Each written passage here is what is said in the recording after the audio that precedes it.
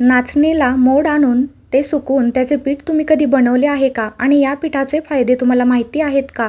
चला तर मग आजच्या या व्हिडिओमध्ये आपण पाहूयात. मोड आणलेल्या नाचणीच्या पिठाचा सर्वात मोठा फायदा म्हणजे ते पचायला तुलनेने हलके असतात. नाचणीमध्ये कॅल्शियम भरपूर असल्यामुळे हाडांसाठी ती चांगली मानली जाते. याशिवाय यामध्ये लोह आणि फायबरही असते. त्यामुळे अशक्तपणा, थकवा आणि पोट साफ होण्यासाठीही मदत होऊ शकते. लहान मुलांच्या वाढीसाठी, मोठ्यांच्या रोजच्या आहारासाठी आणि पौष्टिक पदार्थ बनवण्यासाठी हे पीठ खूप चांगले आहे. चला तर मग हे पीठ कसे बनवायचे ते पाहूया. इथे मी 1 किलो नाचणी घेतलेली आहे. ती स्वच्छ 3 ते 4 वेळा पाण्याने धुवून घेतलेली आहे. कारण यामध्ये बारीक सारीक मातीचे खडे असतात. ते धुतल्याशिवाय नाचणीमधून वेगळे होत नाहीत. त्यासाठी ही नाचणी धुवून अशी झाकून ठेवायची आहे. या पातेल्यामध्ये थोडं पाणी देखील ठेवायचं आहे. दिवसभर किंवा 7 ते 8 तास हे पाण्यामध्ये भिजून द्यायचं आहे. त्यानंतर पुन्हा एकदा स्वच्छ 2 ते 3 वेळा पाण्याने धुवून घ्यायचं आणि अशा प्रकारच्या कॉटनच्या फडक्यामध्ये काढून घ्यायचं आहे.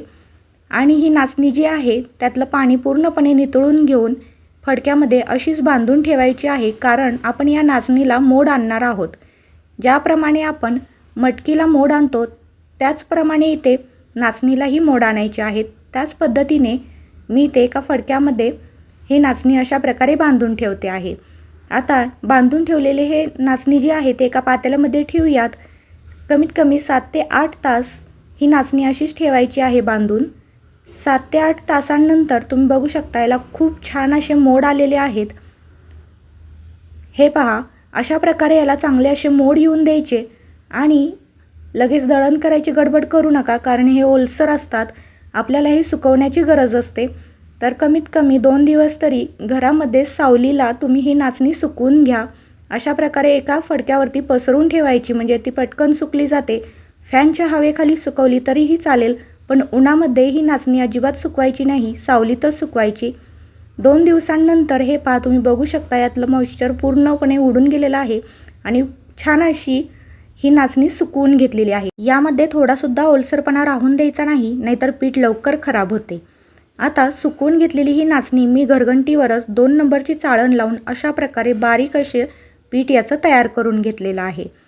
हे पहा, आता हे पीठ जे आहे ते तुम्ही पिशवीमध्ये भरून एअरटाईट डब्यामध्ये भरून ठेवू शकता. अशा प्रकारे हे पीठ कितीही दिवस चांगले राहू शकते, लवकर खराब होणार नाही.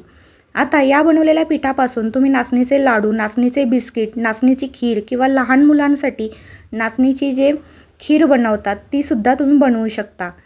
अगदी नाचणीचे पापडसुद्धा या पिठाचे खूप छान प्रकारे होतात. या पिठामध्ये कॅल्शियम चांगल्या प्रमाणात असते. त्यामुळे हाडे आणि दात मजबूत राहण्यासाठी मदत होऊ शकते. यामध्ये लोहही असते. त्यामुळे अशक्तपणा आणि थकवा कमी होतो. त्याचबरोबर फायबर असल्यामुळे पचनासाठी हे पीठ चांगले मानले जाते. तुम्हाला हा व्हिडिओ कसा वाटला हे मला कमेंट करून नक्की सांगा.